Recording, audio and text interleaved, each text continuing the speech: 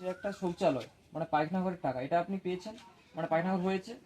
আপনাকে এই রাজ্যের যে বর্তমানে যে তৃণমূলের যে নেতারা এরা টাকা চেয়েছিল, মানে কত টাকা চেয়েছিল 900 টাকা না 50 টাকা দিল। দেখুন তো।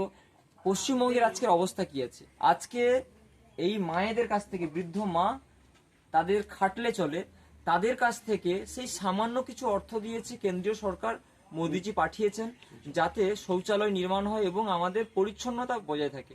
কিন্তু সেই মাই বলছেন, মা কত টাকা চেয়েছিল এই তৃণমূলের নেতারা? 900 থেকে 1000 টাকা চেয়েছিল। এই 900 থেকে 1000 টাকা চেয়েছিল, কিন্তু মায়েরা সেটা কিন্তু দেননি। আপনারা দেননি তো, আর দেবেনও না। আর আপনারা যারা দেখছেন আপনারাও দেবেন না। এইভাবে এই যে কাটমানি, এই কাটমানি সরকার, এই চোর সরকার, এই তৃণমূল সরকারকে, দুর্নীতিগ্রস্ত সরকারকে কিন্তু উপড়ে এই বঙ্গোপসাগরে ফেলতে হবে, তার সময় এসেছে।